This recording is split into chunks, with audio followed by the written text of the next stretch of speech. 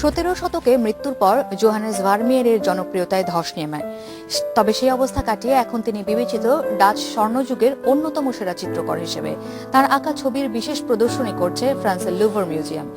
এই প্রদর্শনীতে আছে ভার্মিয়েরের 12টি ছবি।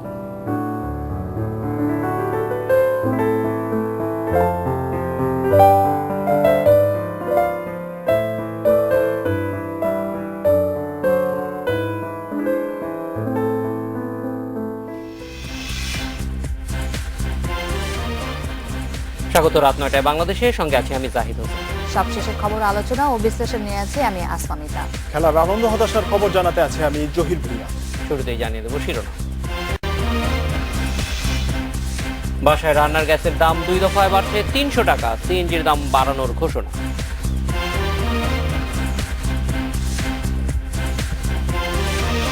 এপ্রিলের শুরুতে ভারত সফরে যাচ্ছেন প্রধানমন্ত্রী, দ্বিপক্ষীয় সম্পর্ক আরও জোরদার করতে চায় ভারত।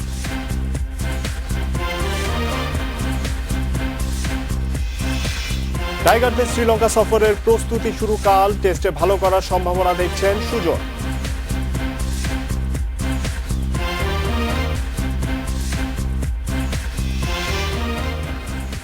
রাত 9টায় বাংলাদেশে আজ মতামত পাঠানোর বিষয়ে গ্যাসের দাম বাড়লো। মতামত পাঠাতে পারেন SMS অথবা ফেসবুকে। আপনাদের মতামত জানাবো সংবাদের পরের অংশে। গ্রাহক পর্যায়ে গ্যাসের দাম বাড়লো শতকরা 22%। মার্চ এবং জুনে 2 ধাপে কার্যকর হবে বর্ধিত এই দাম। কারওয়ান বাজারে বাংলাদেশ এনার্জি রেগুলেটরি কমিশন কার্যালয়ে এক সংবাদ সম্মেলনে এ ঘোষণা দেন সংস্থার চেয়ারম্যান মনোয়ার ইসলাম।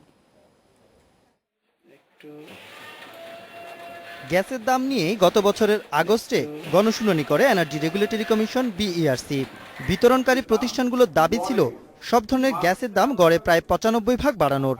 তবে বিইআরসির কারিগরি কমিটির মূল্যায়নে বলা হয় লাভে আছে বেশিরভাগ কোম্পানি, ফলে দাম বাড়ানোর প্রয়োজন নেই। কিন্তু 7 মাস পর পর্যালোচনা শেষে দাম বাড়ালো বিইআরসি। 22.7% হারে বৃদ্ধি করা হয়েছে, যা 2 ধাপে, অর্থাৎ প্রথম ধাপ 1 মার্চ 2017 তারিখ এবং দ্বিতীয় ধাপ 1 জুন 2017 তারিখ হতে কার্যকর হবে। বর্ধিত দাম কার্যকর হবে 2 ধাপে। প্রথম ধাপে 1 মার্চ থেকে আবাসিকে 1 চুলার জন্য দিতে হবে 750 টাকা, 2 চুলার বিল 800 টাকা। দ্বিতীয় ধাপে 1 জুন থেকে আবারও বাড়বে দাম, 1 চুলা 900 টাকা এবং 2 চুলা 950 টাকা। যানবাহনে প্রতি ঘনমিটার সিএনজির দাম প্রথম ধাপে 38 টাকা এবং জুন থেকে 40 টাকা করে কার্যকর হবে।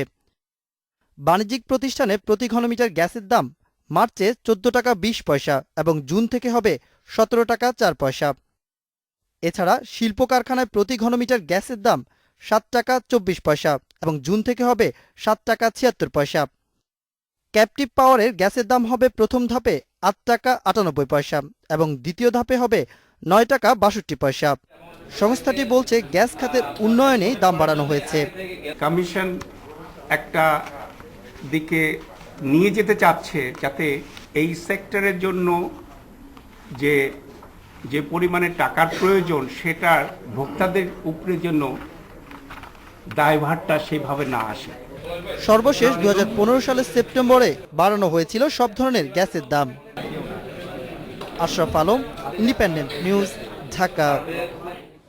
প্রতিশ্রুত গ্যাস সংযোগ না পাওয়ায় উৎপাদনে যেতে পারছে না 300-র বেশি বস্ত্র কারখানা।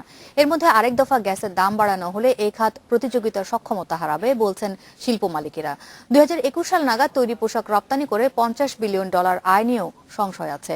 রাজধানীতে বস্ত্র খাতের যন্ত্রপাতির আন্তর্জাতিক প্রদর্শনীর উদ্বোধনী অনুষ্ঠানে এসব সংশয় জানান বক্তারা। নতুন করে কোনো গ্যাস ক্ষেত্র আবিষ্কার না হওয়ায় শিল্পে গ্যাস সংযোগ বন্ধ রয়েছে কয়েক বছর ধরে। আবেদন করেও সাড়া পায়নি প্রায় 2500 কারখানা। এর মধ্যে বস্ত্র খাতেরই কারখানা আছে 300-র বেশি। সরকারের উচ্চ পর্যায়ের অনুমোদন পেলেও এসব কারখানায় লাগেনি গ্যাস সংযোগ। আবার অনেক কারখানায় সংযোগ থাকলেও নেই নিরবচ্ছিন্ন সরবরাহ। এর মধ্যে গ্যাসের দাম আরেক দফা বাড়ানো হলে প্রতিযোগিতার সক্ষমতা হারাবে অনেকেই, বলছেন শিল্প মালিকেরা। যে মজুদ ছিল সেটি কমে এসছে, দিন দিন কমে যাচ্ছে। এটা এই ধরনের সংকট রয়েছে। আর ডিস্ট্রিবিউশনের মধ্যে, মানে বিদ্যুতের সরবরাহের মধ্যে যথেষ্ট ত্রুটি রয়ে গেছে। যে পরিমাণ সাপ্লাই, সে পরিমাণ যারা এন্ড ইউজার তাদের কাছে ঠিকমতো পৌঁছে না। সংকট সত্ত্বেও বাংলাদেশের বস্ত্র খাতে অপার সম্ভাবনা দেখছেন দেশি বিদেশি উদ্যোক্তারা। গেল অর্থ বছরে বিদেশ থেকে এই খাতের যন্ত্র আমদানি হয়েছে ৮,৩০০ কোটি টাকার, যা আগের বছরের তুলনায় 11% বেশি। ম্যানুফ্যাকচারিং কস্ট কম করার জন্য আমরা একটি টেকনোলজি তৈরি করেছি। এটাতে আপনাদের যে যারা ম্যানুফ্যাকচার তাদের ফ্যাব্রিক কস্টটা আমরা প্রায় 10% মতো কম করতে পারি। তবে সরকার বলছে 2018 সালের মধ্যে কেটে যাবে গ্যাস সংকট। পাশাপাশি চূড়ান্ত হচ্ছে বস্ত্র আইন।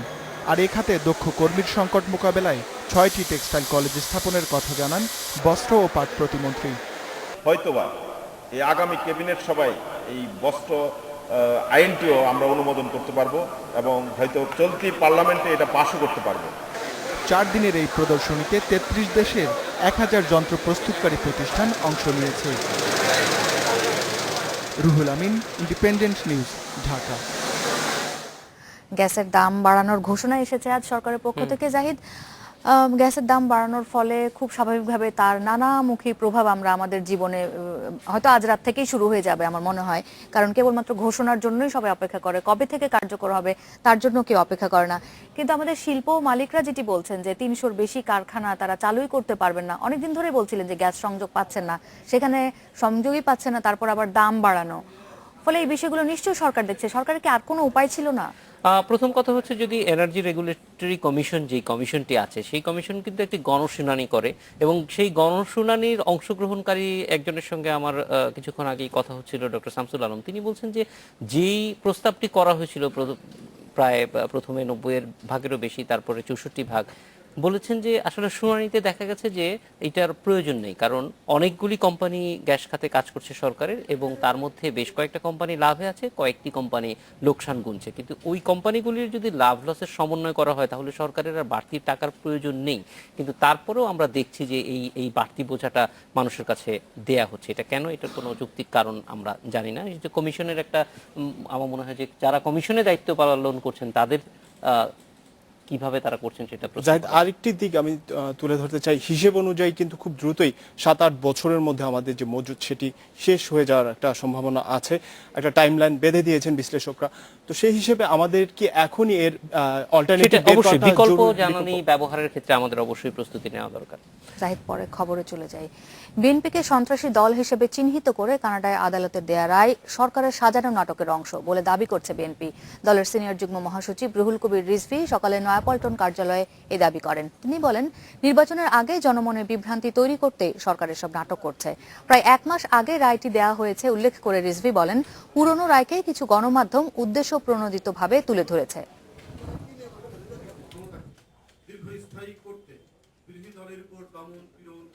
বিএনপি সন্ত্রাসী কিনা, তারা সন্ত্রাসী কর্মকাণ্ড করেছেন, এটার জন্য যে মানে প্রসিকিউশনের এগেন্সে ডিফেন্স যে লয়ার, তারা কিন্তু এই ধরনের কোনো যুক্তিতর্ক আমরা এখানে দেখছি না। সুতরাং এইটা একটা বানোয়াট, একটা নাটক তারা তৈরি করেছেন। নির্বাচনের আগে এই ধরনের কিছু ঘটনা সৃষ্টি করবেন, সৃষ্টি করে জনগণের মাঝে একটা ধোঁয়াশা তৈরি করার একটা চেষ্টা করবেন। বিএনপির সন্ত্রাসী কার্যক্রমের খবর দেশের গণ্ডি ছাড়িয়ে বিদেশেও পৌঁছেছে বলে মন্তব্য করেছেন আওয়ামী লীগের প্রচার ও প্রকাশনা সম্পাদক হাসান মাহমুদ। ধানমন্ডিতে আওয়ামী লীগ সভাপতির রাজনৈতিক কার্যালয়ে সংবাদ সম্মেলনে তিনি এ মন্তব্য করেন। পুড়িয়ে মানুষ হত্যায় জড়িত বিএনপি জামাত নেতাকর্মীদের বিচারে বিশেষ ট্রাইব্যুনাল গঠন হবে বলেও জানান হাসান মাহমুদ। তিনি বলেন, আগুন সন্ত্রাসের কারণেই বিএনপিকে সন্ত্রাসী সংগঠন হিসেবে চিহ্নিত করেছে কানাডার ফেডারেল আদালত। সংকট থেকে বেরিয়ে আসতে বিএনপির নীতি ও নেতৃত্বের পরিবর্তন আনা দরকার বলেও মন্তব্য করেন হাসান মাহমুদ। জীবন্ত মানুষের গায়ে পেট্রোল ঢেলে দিয়ে যারা হত্যা করেছে, ন্যায় প্রতিষ্ঠা করার জন্য তাদেরও দ্রুত বিচার করা প্রয়োজন। এই ঘটনা প্রবাহের বিচার করার জন্য প্রয়োজনে বিশেষ ট্রাইব্যুনাল গঠন করা প্রয়োজন। তাহলেই ভবিষ্যতে এই ধরনের কর্মকাণ্ড বাংলাদেশের রাজনীতির নামে হবে না। এপ্রিলের শুরুতেই ভারত সফরে যাচ্ছেন প্রধানমন্ত্রী শেখ হাসিনা। বাংলাদেশের উন্নয়নের দিকে লক্ষ্য রেখে দ্বিপক্ষীয় সম্পর্ক উন্নয়নের প্রতিশ্রুতি দিয়েছে ভারত। ঢাকা সফররত ভারতের পররাষ্ট্র সচিব সুব্রামিয়াম জয়শঙ্কর বিকেলে প্রধানমন্ত্রী শেখ হাসিনার সঙ্গে সৌজন্য সাক্ষাতের সময় এই প্রতিশ্রুতি দেন। এ সময় প্রধানমন্ত্রী বলেন, দুই পক্ষের সদিচ্ছা থাকলে সব সমস্যার সমাধান সম্ভব। বেশ কয়েক মাস ঝুলে থাকার পর চূড়ান্ত হলো প্রধানমন্ত্রী শেখ হাসিনার নয়াদিল্লি সফরসূচি। জাতীয় সংসদে প্রধানমন্ত্রী কার্যালয়ে শেখ হাসিনার সঙ্গে ভারতের পররাষ্ট্র সচিব এস জয়শঙ্করের সৌজন্য সাক্ষাতে এ সূচি চূড়ান্ত হয়। দুদেশের সম্পর্ক আরও জোরদারের অংশ হিসেবে এপ্রিলের প্রথম সপ্তাহে নয়াদিল্লি যাবেন শেখ হাসিনা। আলোচনায় বাংলাদেশের চাহিদা অনুযায়ী নয়াদিল্লি পদক্ষেপ নেওয়ার প্রতিশ্রুতি দেন জয়শঙ্কর। পরে ভারতের পররাষ্ট্র সচিব জানান, আন্তরিক পরিবেশে ফলপ্রসূ আলোচনা হয়েছে। Very nice to be here. Had a very good meeting. Thank you. বৈঠকে প্রধানমন্ত্রী শেখ হাসিনা বাংলাদেশ, ভুটান, ভারত ও নেপালের মধ্যে সরাসরি যানবাহন চলাচলের জন্য করা চুক্তি বাস্তবায়নের উপর জোর দেন। তবে এপ্রিলে প্রধানমন্ত্রীর সফরে কোন বিষয়গুলো গুরুত্ব পাবে তা জানাতে রাজি হননি বাংলাদেশের পররাষ্ট্র সচিব। জানতে পারবেন অ্যাপ্রোপ্রিয়েট টাইমে জানতে পারবেন। হ্যাঁ, অবশ্যই। এর আগে দুপুরে 20 ঘন্টার সফরে ঢাকায় পৌঁছান ভারতের পররাষ্ট্র সচিব জয়শঙ্কর। শুক্রবার সকালে তার নয়াদিল্লি ফিরে যাবার কথা। Nafiza Daula, independent news, Dhaka. রাত 9টায় বাংলাদেশে এবার বিরতি।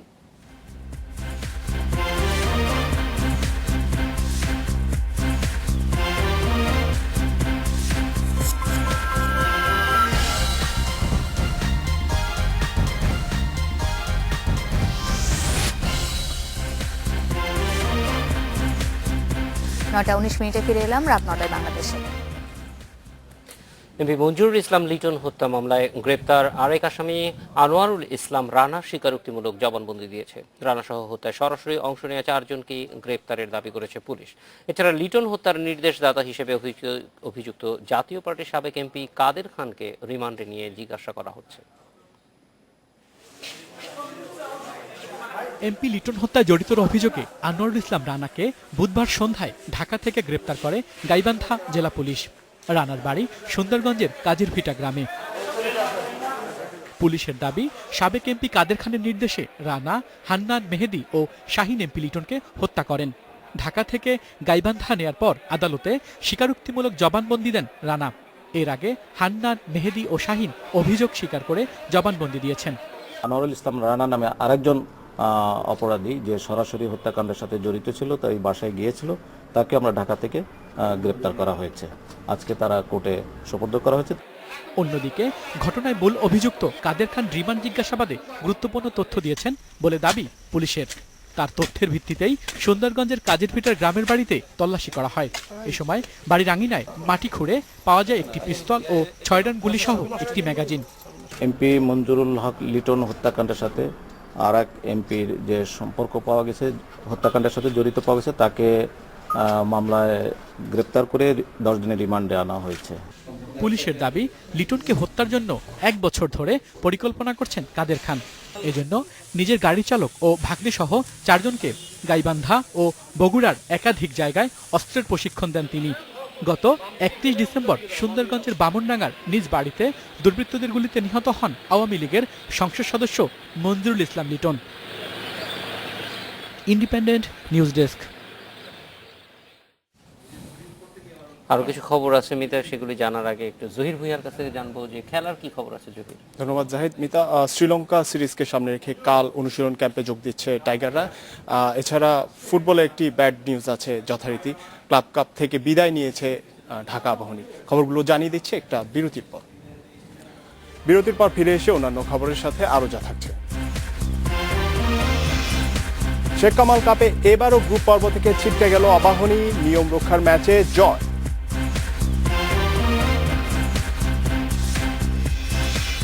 বেহাল বাস্কেটবল কোর্টে ধকল সামনে উঠছে ফেডারেশন। প্রিমিয়ার লিগ শুরু হচ্ছে মার্চে।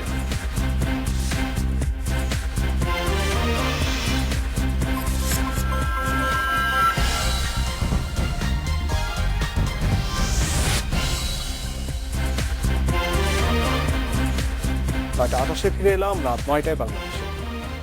শ্রীলঙ্কা সফরকে সামনে রেখে কাল শুরু হচ্ছে মুশফিক মিরাজদের অনুশীলন ক্যাম্প। ভারতের বিপক্ষে টেস্টে শেষ 10 দিনের ছুটি কাটিয়ে ঢাকায় ফিরতে শুরু করেছেন ক্রিকেটাররা। রাতে ফেরার কথা রয়েছে হেড কোচ চান্ডিকা হাথুরে সিংহের সহ অন্যান্য কোচিং স্টাফের। সকাল 10টায় হোম অফ ক্রিকেটে শুরু হবে অনুশীলন। এর আগে সকাল 9:30টায় ট্রেনার মারিও ভিলাভারায়ানের কাছে রিপোর্ট করবেন ক্রিকেটাররা। শ্রীলঙ্কা সফরের আগে খুব একটা সময় পাচ্ছে না দল। মাত্র 3 দিন মিরপুর অনুশীলন করবে টাইগাররা। 27 ফেব্রুয়ারি শ্রীলঙ্কায় যাবে মুশফিক বাহিনী। 2 ও 3 মার্চ লঙ্কান এ দলের সাথে প্রস্তুতি ম্যাচ খেলবে মুশফিকের দল। গলে সিরিজের প্রথম টেস্ট 7 মার্চ।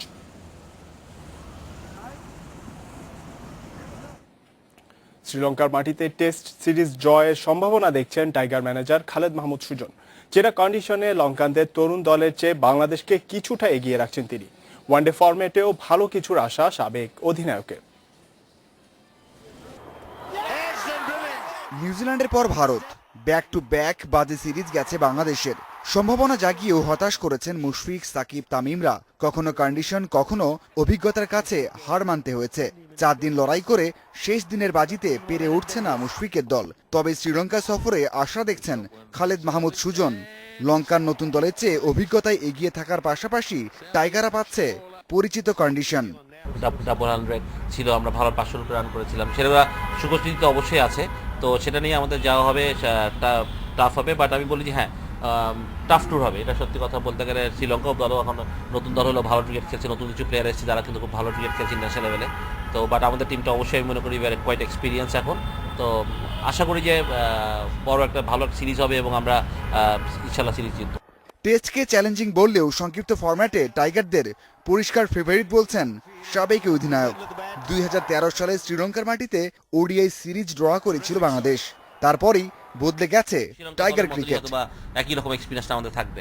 বাট তারপরে আমি বলবো যেহেতু সাকিব, তামিম, মাহমুদুল্লাহ, মুশফিক, মাশরাফি যখন ওয়ানডে যাবে, আমরা অনেক এক্সপিরিয়েন্স, আমাদের ওরা অনেক বছর ধরে খেলছে এবং ওদের এক্সপিরিয়েন্সটা অবশ্যই শ্রীলঙ্কার এই দলের থেকে অনেক বেশি। সেখানে আমরা ওয়ানডেতে অবশ্যই এগিয়ে থাকবো। টেস্ট ম্যাচে আমার মনে হয় যে আমরা হয়তো বা এক্সপিরিয়েন্স দিক থেকে এই টিমটা, শ্রীলঙ্কার এই টিমের থেকে এগিয়ে থাকবো। 2 সিরিজ পর ম্যানেজারের দায়িত্বে ফেরা সাবেক অধিনায়ক দলকে আত্মবিশ্বাসী রাখতে কাজ করতে চান মেন্টর হিসেবেও। Mazharul Islam, independent news, Dhaka. শেখ কামাল আন্তর্জাতিক ক্লাব কাপে নিয়ম রক্ষার ম্যাচে জয় পেয়েছে ঢাকা আবাহনী লিমিটেড। এফসি আলগাকে হারিয়েছে 2-1 ব্যবধানে। এম এ আজিজ স্টেডিয়ামে পরিকল্পনার অভাব আর ভুল পাসে ম্যাচের শুরুতেই নিয়ন্ত্রণ হারায় আবাহনী। তবে ঘুরে দাঁড়াতে সময় নেয়নি আকাশিনীরা। 27 মিনিটে কর্নার থেকে গোল করেন ওয়ালি ফয়সাল। 41 মিনিটে ফ্রি কিক থেকে ব্যবধান দ্বিগুণ করেন জোনাথন ডেভিড। 75 মিনিটে পেনাল্টি থেকে ব্যবধান কমান আলগার তুরসানোভ। এরপর আর কোনো বিপর্যয় হতে দেয়নি আবাহনীর ডিফেন্স। এর আগে টিসি স্পোর্টস ক্লাবের সাথে 1-1 গোলে ড্র করে সেমিফাইনাল নিশ্চিত করে পোচেন এফসি। তাতেই সেমির সুযোগ শেষ হয়ে যায় আকাশিনীদের।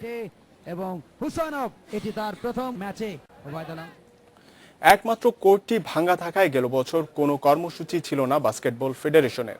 আয়োজন হয়নি জাতীয় চ্যাম্পিয়নশিপ, প্রিমিয়ার লিগ বা স্কুল টুর্নামেন্টের মতো প্রতিযোগিতা। নতুন বছরে কোর্ট সংস্কার করে ঘুরে দাঁড়ানোর চেষ্টা করছে ফেডারেশন। ইতিমধ্যে আয়োজন করা হয়েছে স্কুল টুর্নামেন্ট। আগামী 9 মার্চ শুরু হচ্ছে প্রিমিয়ার লিগ। অর্থাভাবে গেল বছর ভাঙা কোর্ট সংস্কার করতে না পেরে নিয়মিত কোনো প্রতিযোগিতা আয়োজন করা যায়নি। একসময় সিটিসেলের সাথে বছরব্যাপী চুক্তি থাকলেও সিটিসেলের বিলুপ্তির পর অর্থ সংকটে ফেডারেশন। ক্রীড়া পরিষদের বরাদ্দ সাংগঠনিক বিভিন্ন ব্যয় বহনেই শেষ। এই মাঠটা 50%-এর উপরে ভেঙে গেছিল এবং আমাদের যে একটা স্কুল আছে, এখানে বাচ্চারা প্র্যাকটিস করে, অনেক বাচ্চা ইনজুর্ড হয়েছে। আমাদেরকে অর্থ দেওয়া হয়, তাদের এই কর্মচারীদের বেতন, লাইটের বিল বা এটা আপনার রক্ষণাবেক্ষণে সব শেষ হয়ে যায়। খেলোয়াড়রা বিভিন্ন প্রতিষ্ঠানের আওতায় থাকায় তাদের নিয়ে বছরব্যাপী কোনো পরিকল্পনা সম্ভব নয়। আন্তর্জাতিক টুর্নামেন্টের আগে স্বল্পমেয়াদী ক্যাম্পেই ভরসা। বিভিন্ন সময় পাওয়া তৃণমূলের খেলোয়াড়দের ধরে রাখার কোনো ব্যবস্থাপনাও নেই ফেডারেশনের। সিটিসেলের মতো আমরা একটা স্পন্সর করছি পার্মানেন্ট, যে সবসময় আমাদের পাশে থাকবে। এরকম স্পন্সর পেলে আমরা বাস্কেটে আরও আগিয়ে যাব। আসার কথা 16টি স্কুল নিয়ে শুরু হয়েছে আন্তঃ স্কুল টুর্নামেন্ট। ঢাকার বাইরে থেকে এসেছে মাত্র 2টি দল। অর্থাভাবে তৃণমূল থেকে দল আনা সম্ভব হয়নি। ঢাকার বাইরের স্কুলকে সেইভাবে আমরা ইনভাইট করি না, কারণ আমরা এই টুর্নামেন্টটা প্রথমের দিকে কোনো স্পন্সরই পাইনি। পরে আপনার এই যে প্রাণ আমাদেরকে একটা স্পন্সর করেছে। দক্ষিণ এশিয়ায় একসময় ভালো অবস্থান থাকলেও বিভিন্ন সংকটে বাস্কেটবলের অবস্থা এখন অনেকটাই নড়বড়ে। কৌশিক সুর, ইন্ডিপেন্ডেন্ট নিউজ। খেলার খবরে এই ছিল আমার কাছে সবশেষ। আরো কিছু খবর জানাবেন মিতা এবং জাহিদ। ধন্যবাদ জহির। আমরা আরো কিছু খবর আছে আমাদের হাতে মিতা, সেগুলোতে চলে যাই। দেশের ওষুধ খাতে নগদ সহায়তা দেওয়ার আশ্বাস দিয়েছেন বাণিজ্য মন্ত্রী তোফায়েল আহমেদ। তিনি বলেন, অন্যান্য রপ্তানি খাতের মতো এ খাতেও বাজেটে প্রণোদনা রাখার ব্যবস্থা রাখা হবে। সেই সঙ্গে মানহীন ওষুধ কোম্পানির বিরুদ্ধে কঠোর ব্যবস্থা নেওয়ার হুঁশিয়ারি দিয়েছেন স্বাস্থ্য প্রতিমন্ত্রী। দেশেই তৈরি হচ্ছে বিশ্বমানের ওষুধ, চাহিদার 98% মিটিয়ে রপ্তানি হচ্ছে বিশ্বের 127টি দেশে। তবে এর ভিন্ন চিত্র আছে। মানহীন ওষুধ তৈরির কারণে উৎপাদন বন্ধ করে দেওয়া হয়েছে বেশ কিছু কোম্পানির। সম্প্রতি মানসম্পন্ন ওষুধ তৈরিতে ব্যর্থ হওয়ায় 20 কোম্পানির সব ওষুধ ও 14টি কোম্পানির অ্যান্টিবায়োটিক উৎপাদন বন্ধের নির্দেশ দিয়েছে হাইকোর্ট। আগামীতেও মানহীন ওষুধ কোম্পানির বিরুদ্ধে ব্যবস্থা নেওয়া হবে বলে জানান স্বাস্থ্য প্রতিমন্ত্রী। আমরা ইতিমধ্যে অনেকগুলো যারা ভালো মেডিসিন প্রডিউস করে না, pharmaceutical industry, below standard industries, we have taken stern action against them and we have closed down about 31 of them, and we will not allow any industry which will produce below standard medicine. নবম Asia Pharma এক্সপোর উদ্বোধনী অনুষ্ঠানে ব্যবসায়ীরা বলেন, API শিল্প park তৈরি হলে কমবে কাঁচামাল আমদানির খরচ। এ খাতে নগদ সহায়তার দাবি জানান তারা। আমাদেরকেও কিছু ইনসেন্টিভের যদি ব্যবস্থা করে দেন তাহলে এই এক্সপোর্টের জন্য এটা লাভ হবে, অনেক লাভ হবে, আমরা এক্সপোর্টটা ভালোভাবে করতে পারবো। তবে ব্যবসায়ীরা চাইলে রপ্তানিতে নগদ সহায়তা দেওয়া হবে বলে জানান বাণিজ্য মন্ত্রী। ফার্মাসিউটিক্যাল ইন্ডাস্ট্রি আপনারা অ্যাপ্লাই করেন, আমরা দেবো, কিন্তু আপনাদের অ্যাপ্লিকেশন নাই, দিতে পারি নাই, আপনাদের অ্যাপ্লিকেশন দেন। আমি এইটুকু বলতে পারি যে আমরা চেষ্টা করব যাতে ফার্মাসিউটিক্যাল প্রোডাক্টও আমরা ক্যাশ ইনসেন্টিভ দিতে পারি।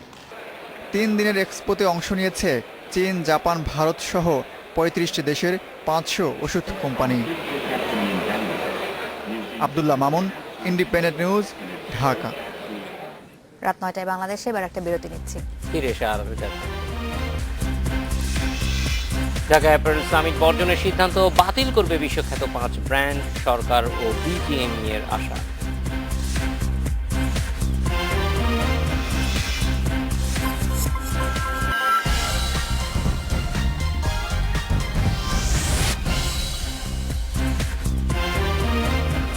নয়টা 44 মিনিটে ফিরে এলাম রাত 9টা বাংলাদেশে।